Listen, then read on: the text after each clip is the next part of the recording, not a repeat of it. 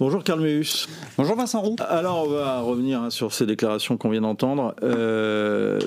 Moi je veux bien que Emmanuel Macron en tout cas pour l'instant veuille échapper à la main du RN, mais apparemment si je vous lis sur le site du Figaro depuis ce matin, les Français eux non. Oui, vous évoquez ce sondage qui fait beaucoup parler depuis ce matin.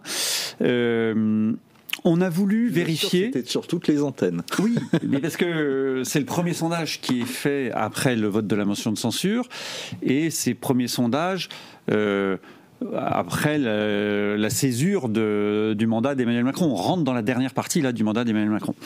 Ce qu'on a voulu vérifier avec l'IFOP, c'est est-ce que la plupart des observateurs qui disaient que Marine Le Pen allait perdre des plumes ayant voté... C'est intéressant, c'est le sondage.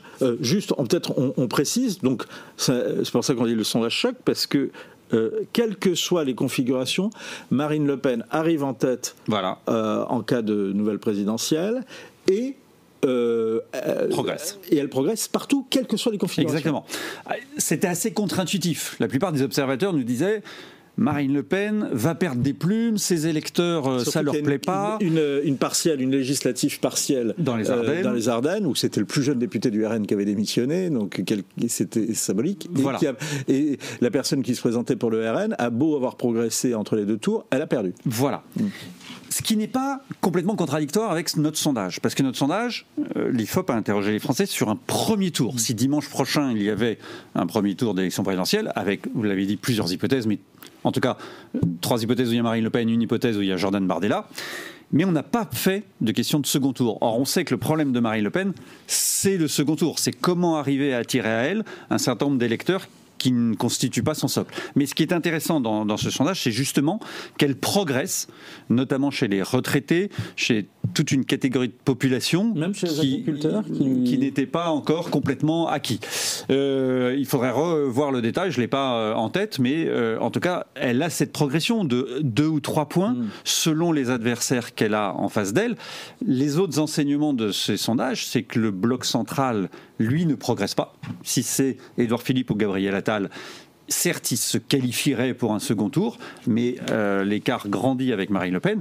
Et alors, les deux autres enseignements, c'est que le total des voix de gauche est extrêmement faible. On les voit, effectivement. Voilà. On enlève Laurent Wauquiez des voix de gauche, mais Jean-Luc Mélenchon, c'est ça que j'ai trouvé frappant aussi en découvrant les chiffres que vous commentiez ce matin, c'est que Jean-Luc Mélenchon est bas, très bas. Alors, sur ce point-là, d'ailleurs, question... certains font remarquer que lors des précédentes présidentielles, en début de campagne, Mélenchon était toujours très bas. C'est ça. Il démarre toujours assez bas. Et comme il fait partie de ces tribuns, de ces personnalités politiques qui sentent quand même bien le pays, ou en tout cas leur électorat, il progresse parce qu'il fait une bonne campagne. Donc il arrive toujours à progresser, mais à n'être jamais qualifié pour le second tour. Donc là, il part effectivement à 12%. La question qui reste en suspens, c'est est-ce qu'on sera dans une configuration normale, c'est-à-dire une élection présidentielle en 2027 qui lui permet de faire une campagne assez longue, ou est-ce qu'on va être dans un cas de figure où on aura 35 jours maximum de campagne électorale, auquel cas ça sera plus compliqué pour Jean-Luc Mélenchon. Ce qu'on comprend de ce qu'il essaye de faire... Il désire une présidentielle anticipée. Il désire une présidentielle anticipée. Le sondage là montre que c'est loin d'être gagné et que c'est pas évident, mais on voit bien ce qu'il essaye de faire, effectivement, c'est d'être une sorte de candidature unique à gauche, parce que à ce moment-là, si le total des voix de gauche est à peu près entre 24 et 26%, ça peut lui permettre de tangenter une qualification dans un second tour. L'autre élément à gauche, vous le montriez, c'est qu'on a testé François Hollande aussi, dans une configuration à 2 candidats, puisque c'est ce que veut François Hollande, disant il faut qu'il y ait un candidat à côté de Jean-Luc Mélenchon. Et bien ça ne prend pas complètement, puisque François Hollande est à 7%. Je crois un petit peu plus que ce dont il était crédité s'il s'était présenté en 2017. C'est ça, voilà. Alors, c'est un sondage, il y a une dynamique de campagne, il peut créer des surprises, mais en tout cas, voilà, aujourd'hui, ça démarre assez faiblement. Et le dernier point, c'est la droite, Laurent Wauquiez, qui est le seul que l'on a testé aujourd'hui. progresse un tout petit peu par rapport aux enquêtes de septembre. Est-ce qu'il y a un potentiel de progression pour la droite ? On peut l'imaginer. On ne le voit pas complètement dans le sondage. On voit qu'il y a 1 ou 2 points. Il y a un frémissement, mais ça ne fait pas... c'est pas un énorme potentiel. Pour l'instant, ça ne fait pas une dynamique. Il y a donc ce sondage est publié dans un contexte particulier. Vous l'avez dit, c'est après la censure. C'est ça qui est quand même assez intéressant et frappant. Il y a aussi un contexte qui est celui de la recherche d'un nouveau Premier ministre et d'un pacte de gouvernement. Je reprends la question qui se posait, surtout quand on entend Marine Tondelier. Marine Tondelier a affirmé mordicus en sortant de la rencontre avec Emmanuel Macron que le président de la République avait déclaré qu'il fallait sortir, qu'on devait échapper à la main du RN. Peut-on, dans la configuration actuelle, échapper à la main du RN ? Question subsidiaire d'ailleurs, n'est-ce pas reprendre les mêmes travers qui aboutiront aux mêmes conséquences, c'est-à-dire à une censure, à un renversement du prochain gouvernement ? Ce qu'essaye de faire Emmanuel Macron, c'est ce qu'il a essayé en vain en juillet, mais en juillet on était trop proche des élections législatives, c'est détacher le Parti socialiste du nouveau Front populaire. Quand on écoute Olivier Faure et Boris Vallaud, on sent qu'il y a cette volonté chez eux. Donc, respectivement secrétaire général du PS. Premier secrétaire du Parti socialiste, c'est ça. Du Parti socialiste, pardon, je sais revenir. L'idée est la même, mais la dénomination est différente. Et peut-être secrétaire du PS et président du groupe socialiste à l'Assemblée. C'est ça. On sent leur volonté, effectivement, de se détacher du nouveau Front populaire et de participer à un gouvernement. J'appelle ça le syndrome Retailleau. Depuis 3 mois, Bruno Retailleau fait la démonstration que quand vous êtes au gouvernement, ce qu'a toujours dit Nicolas Sarkozy, un homme politique, il faut qu'il agisse. Donc il faut être au gouvernement, c'est pour ça qu'il disait il faut que les LR soient au gouvernement. Bruno Retailleau a suivi ce conseil et il a pris le ministère de l'Intérieur, place Beauvau, et depuis 3 mois, il a fait une énorme progression dans les baromètres parce qu'il est devenu visible. Partez du sol. Hein. Oui, mais c'est ça qui est intéressant. C'est-à-dire que quand vous êtes un sénateur ou un député de l'opposition et vous avez fait beaucoup de médias, les gens ne vous écoutent pas vraiment. Vous pouvez dire des choses, parce qu'il dit la même chose que ce qu'il disait dans l'opposition. Mais sauf que là, du groupe LR au Sénat à l'époque. Exactement, il avait une position institutionnelle, mais les gens ne l'entendaient pas ou ne l'écoutaient pas. Là, il dit la même chose. C'est ça qui est intéressant. Mais il est au gouvernement, il agit et il dit j'essaye de faire bouger les choses. Et là, il est écouté et il progresse. Et résultat, les autres politiques se disent il faut faire la même chose parce que moi aussi, si je vais au gouvernement, je vais pouvoir dire des choses, être sur mes convictions. Et donc, on voit bien là que chez les socialistes, il y a cette volonté de participer au gouvernement. Le problème, c'est qu'ils sont quand même. Il y a une corde de rappel qui est très solide. C'est qu'il y a des élections municipales, peut-être des législatives anticipées, et que là, Jean-Luc Mélenchon leur dit attention, parce que si vous cassez le nouveau Front populaire, on vous mettra des candidats en face de vous. Et là, c'est la fin de leur carrière politique. Jusqu'où la droite peut et veut s'allier avec le PS ?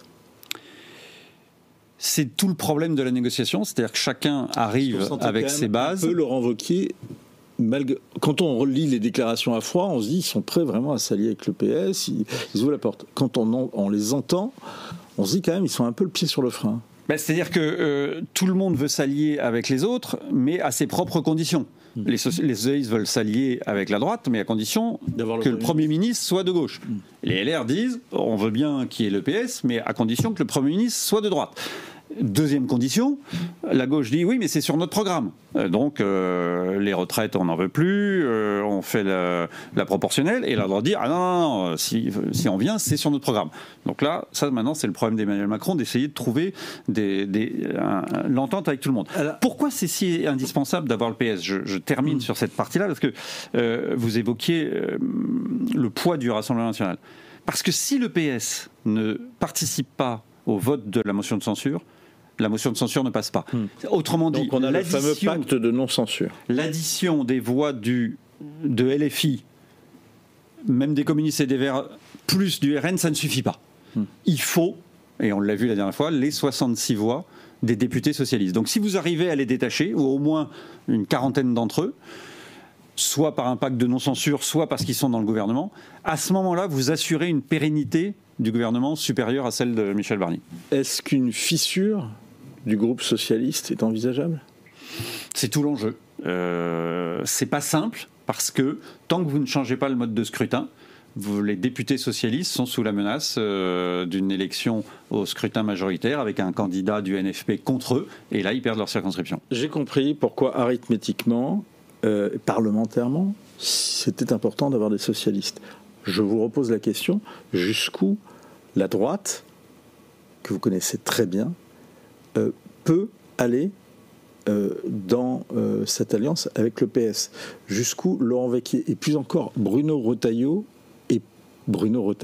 est prêt à s'allier avec messieurs Vallaud et Olivier Faure. Bruno Retailleau a mis des lignes rouges qui étaient très claires, c'est-à-dire 1, pas de Premier ministre socialiste, et 2, même pas au gouvernement des gens qui ont voté la censure. Donc, ce qui exclurait la présence de messieurs Vallaud et Faure. Tout l'enjeu là pour la droite, c'est de continuer à faire fructifier ce qu'ils ont commencé à semer ces 3 derniers mois. On voit bien la petite montée de Laurent Wauquiez dans le sondage, la montée qu'on a sentie de Bruno Retailleau dans toutes les enquêtes d'opinion, montre que l'électorat de droite et un peu au-delà est assez satisfait de ce qui s'est passé ces 3 derniers mois au gouvernement avec Michel Barnier. Maintenant, l'enjeu pour la droite, c'est de dire on continue sur la même lancée, mais on ne va pas se diluer dans quelque chose qui nous ferait perdre notre identité et pour lequel l'électorat se dirait qu'êtes-vous allé faire dans cette galère ? La question, c'est est-ce que leurs électeurs peuvent pardonner à Laurent Wauquiez et Bruno Retailleau d'aller, outre leur rivalité, d'aller s'allier avec Boris Vallaud et Olivier Faure ? Au-delà de l'alliance des personnes, c'est plutôt qu'est-ce que vous allez faire sur le fond ? Parce que ce qu'on ressent dans tout cet ensemble, et on voit bien qu'il y a des tentations là de dire on fait ce gouvernement parce que c'est la seule solution et on va mettre de côté les sujets qui fâchent. Autrement dit, on va rien faire. Et alors c'est ça, c'est la thèse de François Bayrou, c'est la question que je voulais vous poser, c'est peut-on temporiser, comme le dit donc le maire de Pau, président du MoDem, sur les retraites et l'immigration ? Non. Je vois mal. Est-ce que Bruno Retailleau accepterait de temporiser sur l'immigration ? Non, parce que ses électeurs ne l'accepteraient pas. Et les socialistes sur les retraites ? Non, parce que leurs électeurs ne l'accepteraient pas. Il faut voir que socialistes et LR sont sous la pression de LFI et du RN. Donc s'ils vont au gouvernement juste pour dire, alors attention, sur les sujets qui sont importants pour les Français et pour leurs électeurs, on ne fera rien, vous êtes à peu près sûr que l'extrême gauche et l'extrême droite dira « Ah ben voyez, ils sont là pour les postes et pas pour bouger ». Donc, et Bruno Retailleau sait que sa popularité d'aujourd'hui vient de ce qu'il dit qu'il va faire bouger les choses. Les premiers mots qu'il utilise, qui ont marqué les Français, c'est « Quel est votre objectif au ministère de l'Intérieur ?» Le retour de l'ordre, le retour de l'ordre, le retour de l'ordre. Il faut, et il y a un moment quand vous êtes dans un ministère comme la place Beauvau, au début, effectivement, ce sont les paroles qui sont importantes parce que vous fixez le cadre, mais après ce sont les résultats. Et il y a un moment, les résultats vont arriver, et si les résultats ne sont pas au rendez-vous, là, ça peut être plus compliqué. Peut-il y avoir un consensus sur le budget ? La loi, ce mercredi... La fameuse loi spéciale. La fameuse loi spéciale a été annoncée ce mercredi par Laurent Saint-Martin et Maud Bréjon. À peu près tout le monde a dit qu'il la voterait, mais parce que la loi spéciale, c'est le plus simple possible. C'est en gros, on s'arrange pour pouvoir payer les fonctionnaires et récupérer les impôts. Donc on ne va pas très loin. Derrière, la question, c'est est-ce qu'on pourra voter un budget dans les mois qui suivent, et on va de nouveau arriver aux mêmes problématiques. Qu'est-ce que vous allez guetter, Karl, dans les heures qui viennent ? C'est ma dernière question. Réponse courte. Le nom du futur Premier ministre. Merci. Parce que nous avions 24 heures il y a 36 heures. Merci beaucoup. Alors surtout si on nous regarde à 6 heures du matin ce jeudi, là l'échéance se rapprochera encore plus. Merci beaucoup. Alors que Emmanuel Macron, lui, sera en Pologne. Merci beaucoup, Karl. On va revenir maintenant sur une affaire. Alors, donc je recommande quand même le sondage, bien évidemment, qui est sur le site du Figaro pour l'instant et qui est à découvrir également dans le prochain numéro du Figaro Magazine. Excellemment commenté, bien évidemment, par